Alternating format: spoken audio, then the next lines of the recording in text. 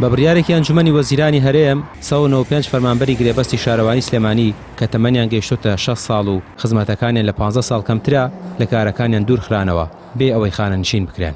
وتەبێژی شارەوانی سلێمانی هۆشداری دەدات کە زۆربەی ئەم فەرمانبەرانە لە بەڕێوەبەرایەتی باخچەکان و ئامێرەکان بوون و نەبوونی جێگرەوەیەک بۆیان زیانێکی گەورە بە پرۆژە خزمەتگوزاریەکان سەوزایی و پاکردنەوەی شار دەگەێنێت. ناوڕۆکی بڕارەکە جەخت دەکاتەوە لەسەر بڵێ پێوەستە بە فەرمانبەرانی گرێبەستەوە ئەو فەرمانبەرانی کە تەمەنی یاساییان دەگات بە 6 ساڵ کە بە پێی یاسا دەبێت خانەنشین بکرێن، بەڵام تەمەنی بڵێن خزمەتی فعلیان خزمەتی فەرمانبەریان 15 ساڵ کەمترە بە پێی ئەم بڕیارە ئەم فەرمانبەرە دڵسۆزانەمان خانەنشین ناکرێن و ئەو مەقتوعی کە پێویستە بۆیان ببڕێتوانە بۆیان نابەسترێ.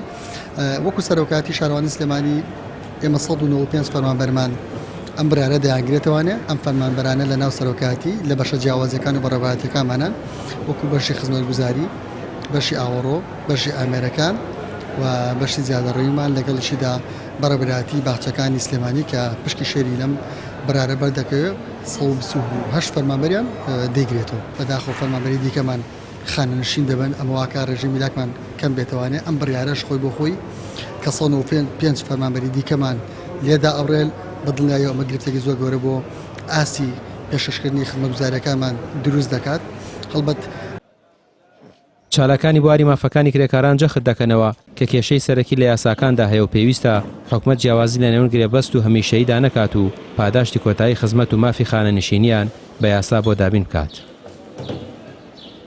بەڵام ئەم فەرمانبەرانە کاتێک کە لە کردی گشتی بە گرێبەستکاریان کردووە ئێستا عەقدەکانیان کۆتایی پێهاتووە بەهۆی تەمەنی خانەنشینیان بەشداریان لەم سندوقیان نەکردووە و زەمبێکی خۆشیان نەبووە. ئەوە وەکوتم خەلەلی یاساییەتی لە هەمان کاتیشان تەمەنەکەشیان تێپەڕیوە بە پێی قانون ئەبێت تەمەنی خانەنشینی لە کردی گشتیا 6 ساڵە جگە لەوەی کۆمەڵک ئیسیسنایتیایە بۆ دادوەران و بۆ مامۆستایانی زانکۆ، بەڵام بۆ فەرمانبەر بە شێوەیەکی گشتی 6 ساڵە. ئەم بەڕێزانش لە چوارچێوەی کردی گشتیا بوون و هیچ بەشدارێکیشان لە سندوقان نەکردووە. ئەمە لە کاتێکە کە تۆ فەرمانبەرێک بێوێت یا خانەنشین بێت یان هەر جۆرە قاتیعەیەکە بێت لەگەڵ حکومەت، دوو ڕێگا هەیە بۆ ئەو حەقی کە لای حکومەتە وەریگرێتەوە بە قانون.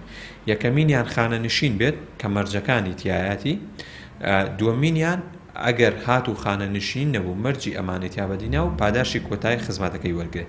بەڵام لەبەر ئەوەی ئەم فەرمانبەرانە وەکوتم خەلەلێکی یاسایی هەیە نەتوانیەوە معالەجە و ڕووپۆش و ڕووماڵی ئەم بابەتە بکات، بەشداریان لە سندوقی خانەنشینی نەکردووە. ئەی چۆن ئەم پاداشی کۆتایی خزمەتە وەرگنەوە؟ نزیکەی 200 کرێکار و فەرمانبەر تەمەنێکی زۆری ماندووبوونیان لە پێناو خزمەتی شاری سلێمانی بەبێ پاداشدانەوە کورت کرایەوە و نێدرانەوە ماڵەوە.